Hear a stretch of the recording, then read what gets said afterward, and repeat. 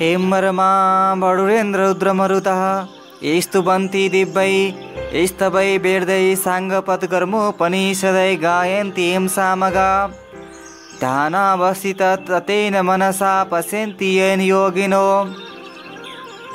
यशान्तनविदु सुरसुरगणा देवाय तस्मै नमः। श्रीमर्चन्दचर्तित्वजलवपु शुक्लम्बरामल्लिका मालालङ्कृतकुण्डला पर्वीलसम्मुक्तावली शोभिता सर्वज्ञाननिदानपुस्तकधरा रुद्राक्षि मालाकरा वागदेवी वदनम्बुजेव वसतु मे तरलोके माता चिरं मकुं करोति वाचलं पङ्गुलङ्घेति गिरिं यत्कृपातहं वन्दे परमानन्दमाधवं। नमो भगवते तस्मै व्यासायामीत तेजसे यस्य प्रसादाचामि नरकतामियम्। नारायणं नमस्कृत्य नर चैव नरोत्तमं देवीं सरस्वती व्यास ततो जय मुदीरये नमः। एकोनविंशो अध्याय। कुमार चाहिँ आज्ञा गर्नुहुन्छ एकस्ता मुनि, तिमी ध्यानपूर्वक सुन। यति पातालका कुरा सुनाए, अब मर्त्यमण्डलको कुरा भन्दछु। पूर्वकालमा मर्त्यमण्डलको हिमालयको दक्षिण भागमा बर्मापुर नामको एउटा नगर थियो। त्यहाँका कर्मिष्ठ ब्राह्मणहरू प्रशस्त सम्पत्ति पाई वेद पुराण आदि शास्त्र अध्ययन गरेर आफ्ना आफ्ना धर्म कर्मको पालन गरेर बसेका थिए। त्यही एउटा शिवभट्ट नामका अत्यन्त दिन दरिद्र ब्राह्मण पनि थिए। गरिब भए पनि तिनी लोभ मोह त्यागेका र आफ्नो सत्कर्मको पालना गर्दथे। तिनकी सती नामकी ब्राह्मणी थिइन्। ती विप्र दम्पति अनन्य प्रीतिले बसेका थिए। घरमा धन सम्पत्ति नहुनाले निकै कष्ट पाए र एक दिन शिवभट्टले आफ्नी पत्नीसित भने, हे प्रिय, हाम्रो घरमा सम्पत्ति छैन, त्यसै हुनाले बराबर कष्ट भोगिरहेका छौँ। अब सम्पत्ति प्राप्त गर्न सिद्धि गणेशको सेवा गरौँ भन्ने सल्लाह गरी दुवै पति पत्नी 8 दिनको मङ्गलबार बिहानै उठी कष्टपूर्वक सिद्धि गणेशको सेवा गर्न लागे। त्यही क्रमले निकै दिन बितेपछि सिद्धि गणेश प्रसन्न भई दर्शन दिएर, हे शिवभट्ट ब्राह्मण, हे सती ब्राह्मणी, तिमी दुवैको सेवाले म प्रसन्न भएँ, जे इच्छा छ सो वरदान माग भनेर शिवभट्टले सिद्धि गणेशलाई धन्यवाद प्रणाम गरी अञ्जली जोडेर, हे गणनाथ, अरू के वर मागौँ, पूर्व जन्ममा नकमाएको हुनाले यस जन्ममा दरिद्री भएर कष्ट भोगिरहेका छौँ। अब सम्पत्ति पाउने इच्छाले हजुरको सेवा गरेका हौँ, सम्पत्ति दिई कष्ट निवारण गरिदिनुहोस् भनी बिन्ती चढाए। अनि सिद्धिविनायकले आज्ञा भयो, हे शिवभट्ट, आजको 8 दिनमा मङ्गलबार बिहानै आई मेरो पूजा गर्नु। उसै बेला मेरो मुख्यन्जी जो देखौला त्यो घर लगी तसलामा राखी माथिबाट तसलाले छोपिदिनु। 4 दिनपछि छोपेको तसला झिकी हेर्नु सुन भइरहला अनि त्यसका प्रभावले प्रशस्त सम्पत्ति पाई सुखी हुनेछौ। तिमीलाई सम्पत्ति हुने वरदान दिएँ, अब आफ्नो घर जाऊ। यति गणेशजीको वचन सुनि शिवभट्ट ब्राह्मण र सती ब्राह्मणीले सिद्धिविनायकलाई धन्यवाद प्रणाम गरे। अनि विनायक अन्तर्ध्यान भएपछि उनीहरू घर फर्केर आए। 8 दिन बित्यो र मङ्गलबार बिहानै पूजा सामग्री लिएर ती विप्र दम्पति सिद्धिविनायकको मन्दिरमा गए र उनको अगाडि एउटा लड्डु देखे। अनि दुवै पति पत्नीले नित्य जस्तै विनायकको पूजा गरेर त्यो लड्डु घर लगी तसलामा राखी माथिबाट तसलाले छोपिदिए। 4 दिनपछि छोपेको तसला झेकी हेर्दा सुनको लड्डु भइरहेको देखि प्रसन्न भएर सुरक्षित गरी राखे। उसै दिनदेखि शिवभट्ट ब्राह्मण उसै सुनका प्रभावले असङ्ख्य सम्पत्ति पाई सुखी भए। 10 घर डोली भिक्षा मागेर खाने शिवभट्टले सम्पत्ति पाएपछि एक दिन आफ्नो स्त्रीसित भने, हे सती, पूर्व जन्ममा दान धर्म गर्न नसकेकोले यस जन्ममा कष्ट भोग्यौँ। अब सिद्धिविनायकको कृपाले सम्पत्ति भयो, अब यस जन्ममा दान धर्म नगरे अर्को जन्ममा फेरि दरिद्री भई कष्ट पाउनेछौँ, अत दान धर्म गरौँ भनी दुवै पति पत्नी नित्यै नारायणी गङ्गा स्नान गरी उहीँ हरिहरको पूजा गरेर सुवर्ण आदि अनेक द्रव्य दान गरी गराउँथे। यसै दानका तानमा उनले विष्णुको मन्दिर बनवाए, शिवको मन्दिर तयार गराए, सिद्धिविनायकको मन्दिरलाई जगमग तुल्याए, धेरै नै बडा पोखरी खनवाए, बापीहरू र इनारहरू खनाए। घर बरका पिपलका, पाकडका, समीका, आँपका, कटहरका, बडरका, कटुसका, ओखरका, डुम्रीका, खस्तेसका, चिउरीका, लप्सीका वृक्षहरू रोपे।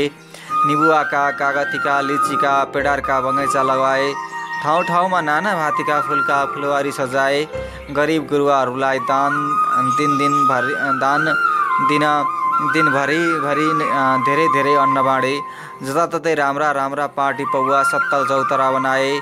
बाटामा अनेक ठाउँमा पौशालाहरू राखे। ती पौषलाका नजिकै छायादार पाकडका चापका रुखहरू रोपे। ती वृक्षका फेदमा बिसाउन चौताराहरू चिन्वाए। दौघाटका वरिपरि साधु सन्त फक्कड तीर्थयात्रीहरूलाई बाँस बस्न धर्मशाला बनाइदिए। अनेक कोठीहरू बनाए। तीर्थयात्रीहरूका लागि सदाव्रत खोलिदिए। पाठशाला खोलेर विद्यार्थीहरूलाई पढाउनका लागि गुरु तथा बस्नका लागि छात्रावास अनि खानका लागि भोजनालयको व्यवस्था गरे र त्यस्तै अरू पनि अनेक दान धर्मका कार्य गरे। त्यसरी दान धर्म गर्नाले शिवभट्ट ब्रह्माण्डको सम्पत्ति झन्झन बढ्दै गयो। त्यो देखेर एक दिन शिवभट्टले आफ्नी पत्नीसित भने, हे स्त्री, सम्पत्ति मात्र भएर के गर्ने? हामी वृद्ध भयौँ, हाम्रा सन्तान छैनन्। पछि यो सम्पत्तिको रक्षा को गरिदेला? अत सन्तानको निम्ति फेरि सिद्धिविनायकको सेवा गरौँ। यस्तो सल्लाह गरेर अघि जस्तै 8 दिनमा मङ्गलबार बिहानै सिद्धिविनायकको सेवा गर्न लागे। तिनका निष्कपट सेवाले विनायक प्रसन्न भई दर्शन दिएर, हे शिवभट्ट ब्रह्माण्ड, तिम्रो सेवाले म प्रसन्न भएँ, वरदान माग भन्नुभयो। त्यस्तो कृपा सुनि शिवभट्ट र सधैँले अञ्जली जोरी बिन्ती गरे, हे गणनाथ, हजुरका कृपाले सम्पत्ति पायौँ तर सन्तान छैनन्। त्यो सम्पत्तिको रक्षा पछि कसले गरिदेला? अत सन्तान पनि दिनुहोस्। तिनको यस्तो प्रार्थना सुनि सिद्धिविनायकले आज्ञा भयो, हे शिवभट्ट, सन्तान पाउनका लागि तिमीले 3 वर्षसम्म लगालग माघ स्नान गर्नुपर्छ, अनि मात्र तिमीलाई म सन्तान दिन सक्छु।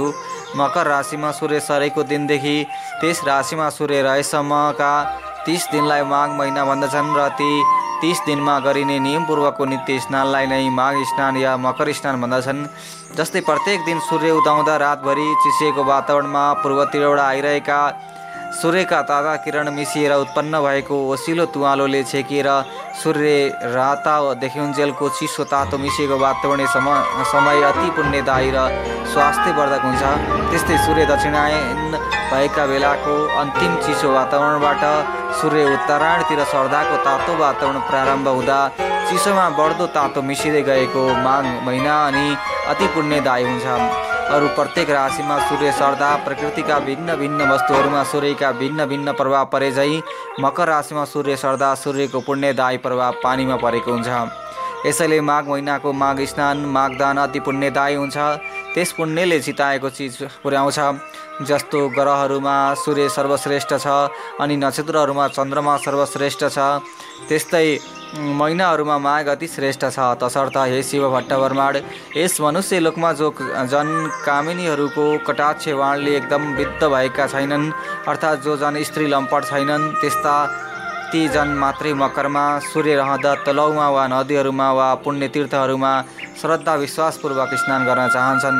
जो जन बिना आगो, बिना यज्ञ, बिना पाटी पौवाड निर्माण गरी सद्गति पाउन चाहन्छन्, त्यस्ताले माघमा बस्ती बाहिरको भर्सक बहँदो जलमा बिहानै नुहाउने गरून्।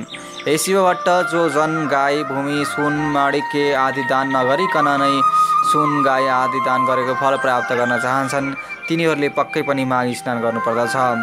21 दिने व्रत, कृच्छ व्रत र प्राग व्रतले आफ्नो शरीरलाई नसुकाइकन जो स्वर्ग जान चाहन्छन्, तिनीहरूले माघभरि अवश्य नै नदी वा सरोवर यानि ठुला पोखरीहरूमा नुहाउन्। वैशाखमा हरिको पूजा, कार्तिकमा तप रूपी पूजा र माघमा चाहिँ तपस्या, होम तथा दान तीनवटै गरिन्छ बराबर। अर्थात् हर साल यस्तो गर्ने व्यक्ति अवश्य नै अर्को जन्ममा लक्ष्मीपति राजा हुन्छ। उसलाई कैवल्य धाम प्राप्त गर्ने अर्थात् मुक्ति हुने बुद्धि सुझ्दछ र फेरि मर्त्यलोकमा ओर्लिन पर्दैन। दिव्य दृष्टि हुनेहरूले तन मन वचनले भगवानको सेवा गर्नु भनी बताएका छन्। हे शिवभट्ट, योभन्दा कता हो कता बेसी पुण्यदायी माघमा गरिएका तप दान स्नान हुन्छन्। इच्छा सिद्धिका लागि वा सन्तान प्राप्तिका लागि वा हरिको दर्शनका लागि वा अरू कुनै काममा यानि चाहनाका लागि कार्यशुद्धि गरेको व्रती भएर नुहाउनेले ती चारै प्रकारको फल पाउँछ। अदितिले माघभरि खाँदै नखाई 12 वर्षसम्म माघ स्नान गरिन्। त्यसै उसले उनले तिनै लोक झल्काउने सूर्य जस्ता तेजिला 12वटा पुत्र पाइन्। माघ स्नानको प्रभावले नै रोहिणी, सुभागा अर्थात् सौभाग्यवती अनि अरुन्धती दानशीला तथा शची सात तले महलमा रूप राशिले झकिझकाउ भएर रहेकी छन्। जसले मकरमा सूर्य रहँदा नदी वा तलाउमा स्नान गर्ने गरेको छ, तिनीहरू यस संसारमा सफा स्वच्छताको शोभाले भरिएको सुन्दरी सुन्दरी नर्तकीहरू आँगनमा नाचेको दियाका ताँत्री झलझलकार सुन्दर स्त्रीले खचेखचाउ भएको गीत बाजाका स्वर ध्वनिले भरिएको मङ्गल कार्यहरूको विधि विधानले शोभेको वेदका ध्वनिले पवित्र पारिएको विद्वान ब्राह्मणहरू विराजेको देवताहरूको पूजाले आनन्ददायक तथा सधैँ पाहुनाको लहरको लागिरहने घरमा प्रसन्नपूर्वक बस्न पाउँदछ। प्यारो वस्तुको त्याग र नियमको पालना गरेर जसले माघ महिनामा प्रशस्त दान दिएको छ, जसले मुरारी भगवानको पूजा गरेको छ, त्यो जन अति उत्तम अति श्रेष्ठ हो। माघ महिना सत्कर्मीलाई सधैँ धर्म दिन्छ र उसको पाप पखाल्छ। सदा इच्छापूर्ति चाहनेलाई उसले चाहेको फल दिन्छ। त्यो नचाहनेलाई ज्ञान दिन्छ। जुन लोक ज्ञानीहरूलाई, जुन लोक वनमा बसेर तपस्या गर्नेहरूलाई, जुन लोक विष्णुका भक्तहरूलाई मिल्छ, ती लोक माघमा नित्य स्नान गर्ने जनहरूलाई सदाका लागि मिल्दछ। हे शिव भट्ट, अरू पुण्यहरूले त पुण्य भोग सकेपछि स्वर्गबाट फर्कनु पर्दछ, तर माघ स्नान गर्ने मनुष्यहरूले त कहिल्यै पनि स्वर्गबाट फर्कनु पर्दैन। जो जन माघमा स्नान गरेर दुधालु गाई वैदिक ब्राह्मणलाई दान दिन्छ, त्यस गाईका सर्वाङ्गमा जति रहन्छन् त्यति 1000 वर्षसम्म त्यो जन स्वर्गमै रमाइरहन्छ। जो माघ स्नान गर्ने मनुष्य गुण सक्खर मुछेका तिल दान गर्दछ, त्यसका सबै पाप पखालिएर निश्चय नै त्यो जन निर्मल भएर शोभिन्छ, किनकि सबै धान्यहरूमध्ये तिल जो छ त्यो पाप नाश गर्नेवाला हो। त्यसकारण हे शिव भट्ट, माघमा प्रयत्नपूर्वक सकेसम्म तिल दान गर्नुपर्दछ। नियमपूर्वक माघ स्नान गर्नेले ब्राह्मण भोजन पनि गराउनु पर्दछ अनि ब्राह्मण भोजनद्वारा आफ्ना पितृहरूलाई तृप्त पारेर शुद्ध आत्मा भएको त्यो जन विष्णुको परम पदमा प्राप्त हुन्छ। त्यसकारण प्रयत्नपूर्वक पनि माघ महिना दानै दानले बिताउनु पर्दछ। कसैले पनि माघ महिनालाई बिना दानले बिताउनु हुँदैन। आफ्नो सावकाश अनुसार विचारेर पक्कै पनि माघमा सधैँ दान गर्नुपर्छ। जो जन माघ स्नान गरेर ब्राह्मणहरूलाई जुत्ता कमण्डलु दान दिन्छ, त्यो जन अवश्यै स्वर्गमा गएर रहन्छ। माघ स्नान रूपी उत्तम तपस्या गर्ने जन कदापि दान बिना माघ बिताउँदै नबिताओस्, किनकि त्यो दानले स्वर्ग प्राप्त हुन्छ। दानले नै स्वर्ग मिल्छ, दानले नै सुख मिल्छ, दानले नै पाप नाश हुन्छ। र त्यो आश्चर्यको कुरो छ कि महापातक पाप पनि माघमा गरेका दानले नाश हुन्छ। जस्तो सूर्यको बिना आकाश, जस्तै सन्तान बिना कुल, आचार बिना घरको शोभा हुन्न, त्यस्तै बिना दानको तपस्या शोभिँदैन।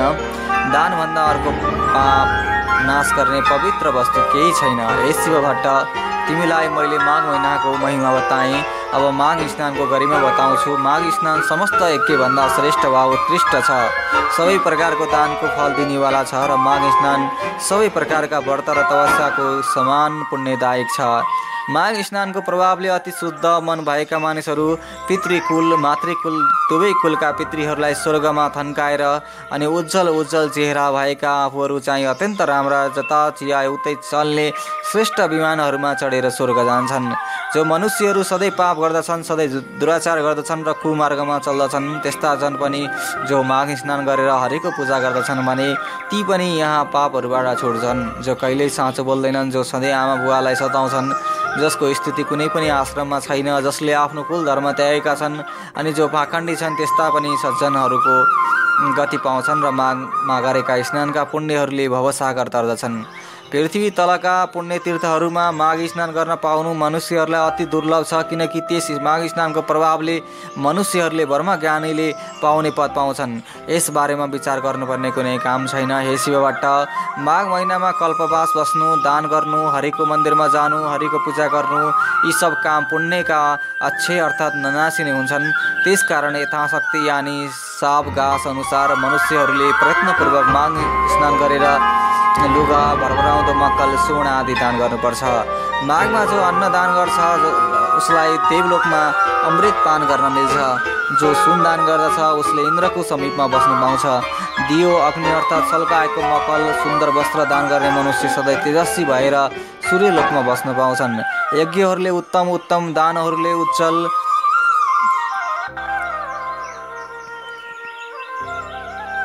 तपस्याहरूले ब्रह्मचार्यको धारणले शुभयोगमा गरिएको पूजाले पापीहरू यस लोकमा त्यति शुद्ध हुँदैनन् जति पुण्य तीर्थहरूमा माघ महिनामा गरेका स्नानले शुद्ध हुन्छन्। जो मनुष्य माघ महिनामा आधा सूर्य उदाएको बेलामा पुण्य तीर्थहरूमा स्नान गर्दछन् तिनीहरू पाप नै गर्ने भए पनि तिनले नरकमा दुःख समूहको सन्ताप अनि सही नसक्नुको यातना भोग्नु पर्दैन।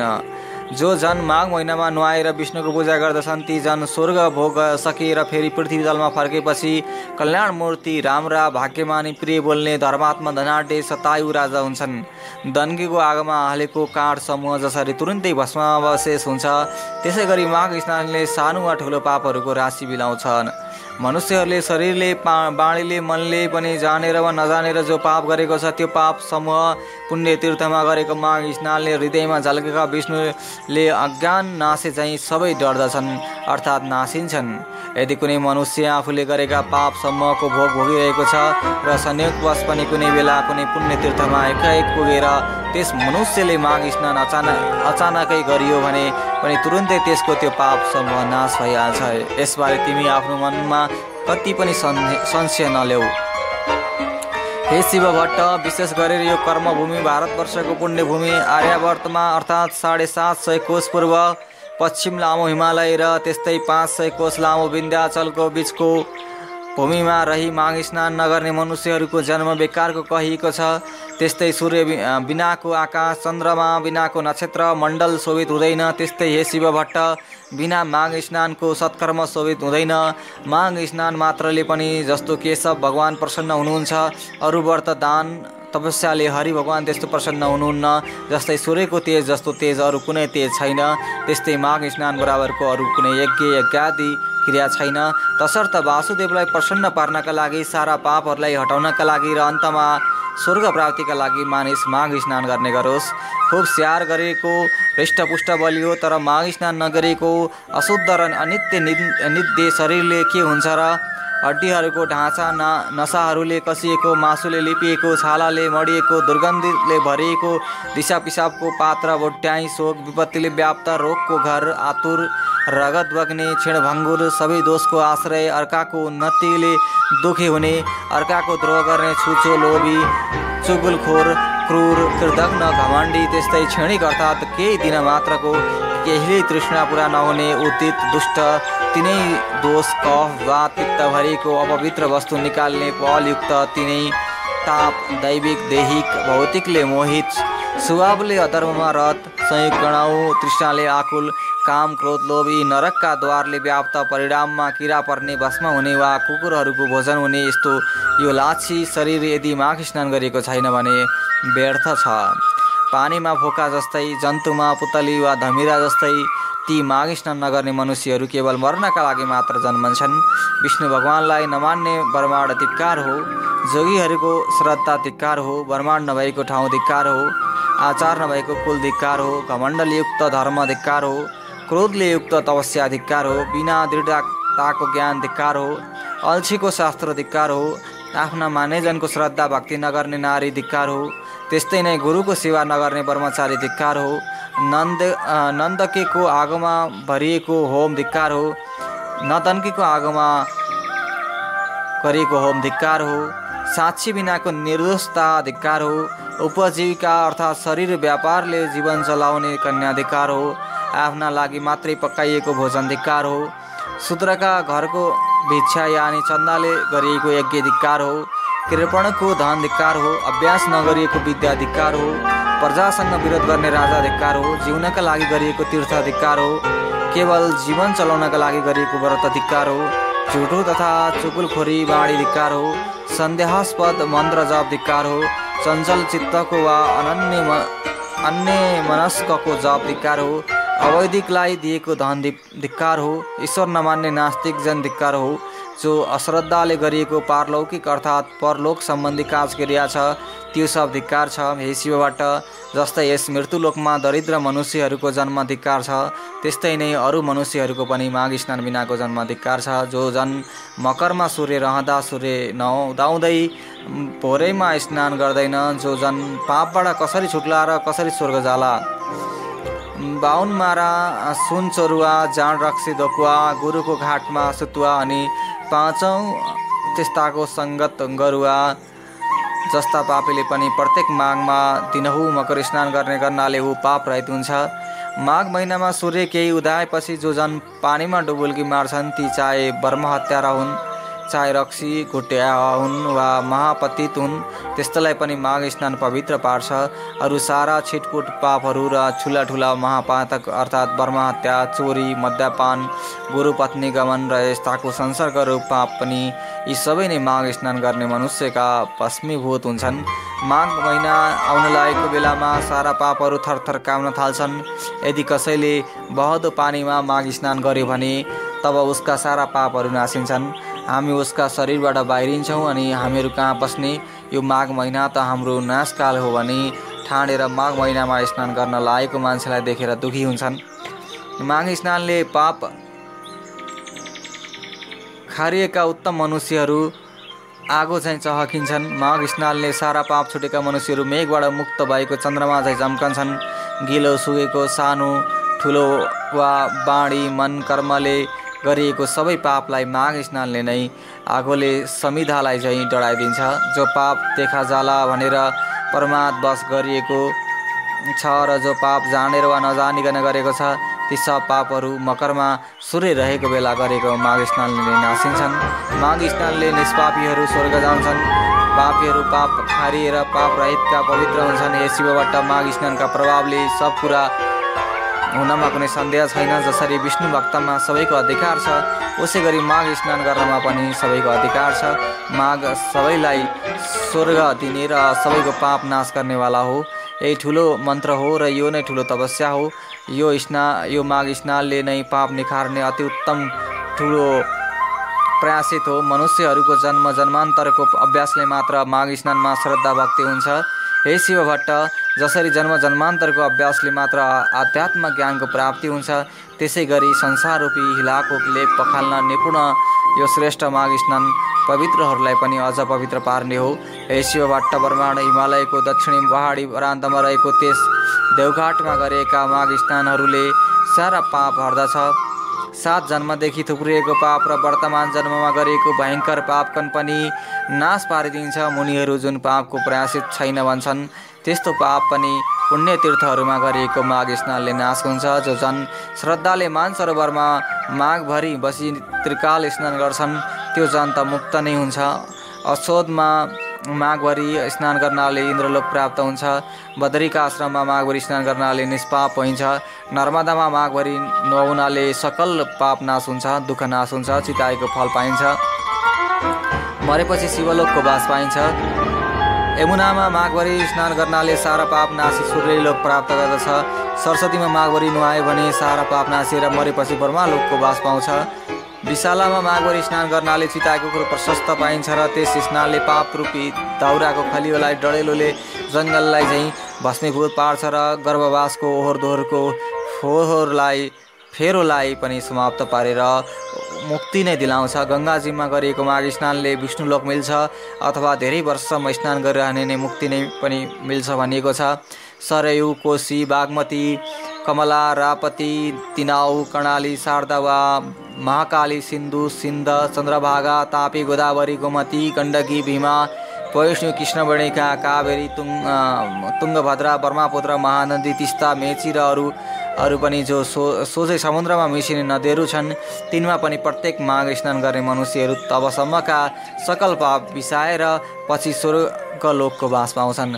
नैमिषारण्यमा प्रतिवर्ष माघ स्नान गर्नाले विष्णुको समयको बास र पुष्करमा माघभरि स्नान गर्नाले ब्रह्माको नजिकै बस्न पाइन्छ। कुरुक्षेत्रमा माघभरि स्नान गर्नाले इन्द्रलोकमा बास पाउँछन् र देवदहमा माघभरि स्नान गर्नाले योग सिद्धिको फल पाइन्छ। मकरमा सूर्य रहन्जेल प्रवास तीर्थमा गरिएको माघ स्नानले रुद्रको गण हुन पाइन्छ। देवकी अर्थात् धौकीमा गरिएको माघ स्नानले देवताको जन्म पाइन्छ। त्रिशुलीमा गरिएको माघ स्नानले कैलाशको बास पाइन्छ। गोमतीमा माघभरि गरिएको मकर स्नानले फेरि जन्मनु पर्दैन। हेमकुटमा, महाकालमा, ओङ्कारमा, अमरेश्वरमा, नीलकण्ठको जलमा माघभरि स्नान गर्नाले रुद्रको लोकमा ऐश्वर्यशाली भएर बस्न पाउँछ। कुनै पनि 3 नदीहरूको सङ्गममा माघभरि नुहाउनाले गरेमा आफ्ना इच्छा पूर्ति हुन्छन्। जीवनमा दुःख आइपर्दैन। तर हे शिवबाट गण्डकी, धौकी, त्रिशुलीको सङ्गम भएर नारायणी बनेको देवघाटको त्रिवेणीमा र गङ्गा, यमुना, सरस्वती मिलेको सङ्गम स्थान प्रयागको त्रिवेणीमा त भाग्यमानीहरूले मात्र माघभरि मकर स्नान गर्न पाउँछन्। किनकि त्यहाँ त्यहाँको त्रिनदी मिश्रित स्थलको जल मुक्तिदाता र स्वर्गदाता अनि कल्याणदाता पनि छ।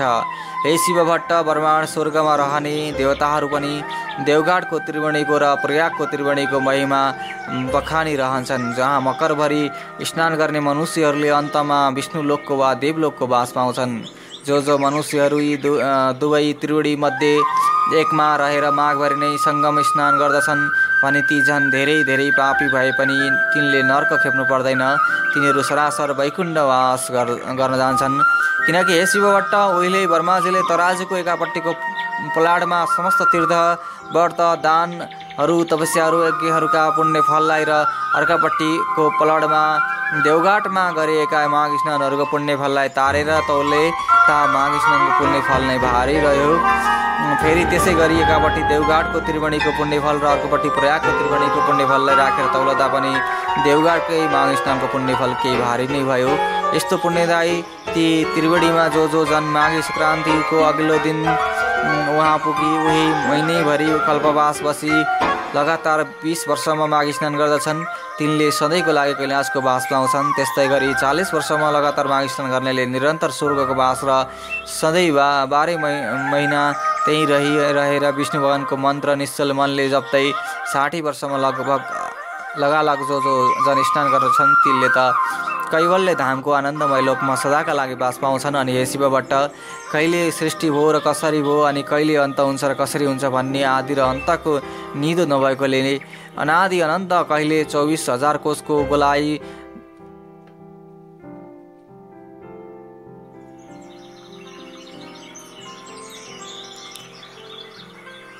भएको धगधगाउँदो रापिलो आगोको गोला सोरेर त्यसभन्दा 4.5 करोड कोष तल रहेको चिसो नचिसो पानीको 12,000 कोष गोलाइको अविनाशी दह समुद्र, यी दुवैलाई निराधार निरालम्ब आकाशमा आफ्नै धुरी र वृत्तमा नियमित रूपले नियममा राखी अड्डाइराख्ने त्यो कुन शक्ति हो भन्ने सोची त्यो शक्तिलाई ठम्ब्याई त्यसलाई जान्नु नै ज्ञान हो र त्यो सत्य शक्तिलाई जान्न वेद विहित सत्मार्गमा चल्नु नै सनातन प्रमुख धर्म हो।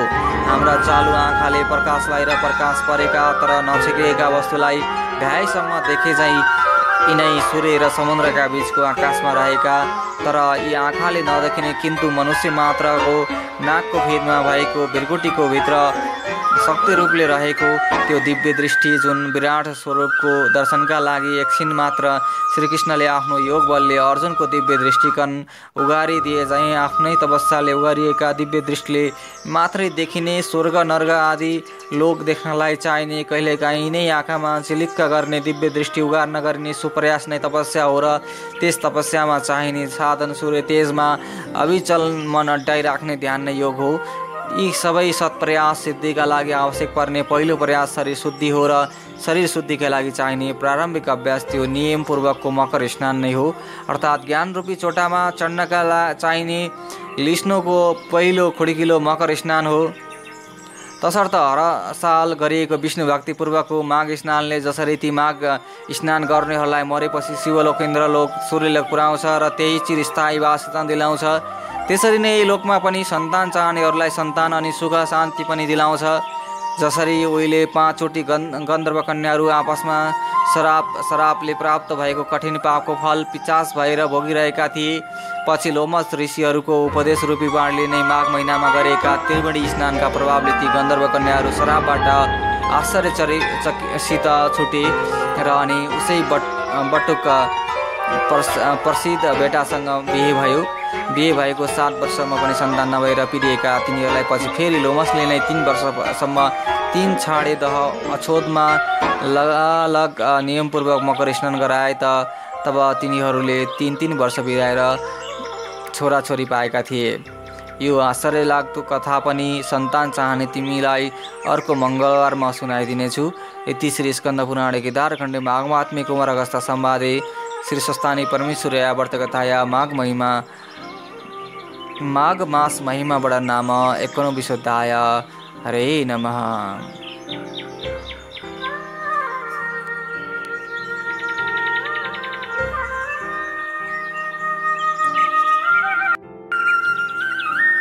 उपनयेतु मङ्गलव सकल जगन्मङ्गलालय श्रीमान दिनकर किरण निबोधित नव नलिन दल निवीक्षण कृष्ण काले वर्षतु पर्जन्ये पृथिवी सस्याशालिनी देशोऽयं क्षोभरहितो वर्माणा सन्तु निर्भया अपुत्रा पुत्रिण सन्तु पुत्रिण सन्तु पौत्रिण निर्धना सदना सन्तु जीवन्तु सर्दा शतं तत्रैव गंगा यमुना च तत्र गोदावरी सिन्धु सरस्वती च तीर्थानि सर्वाणि वसन्ति तत्र यत्राच्युतोद्धार कथा प्रसंग या कुन्देन्तु तुषहारहार धवला या शुभ्रवस्त्रावृता या वीणावरदण्डमण्डितकरा या श्वेता पद्मासना या वर्माच्युत शंकर प्रवृत्ति दीर्घै सदा वन्दिता सामं पातु सरस्वती भगवती निशेष जाटेपः कायेन वाचा मनसेन्द्रियर्वा बुधत्मना वा प्रकृति स्वभावत् करोमि यद्यत् सकलं परस्मै नारायणेति समर्पयेत् श्री स्वस्तानि देव्यार्पणमस्तु।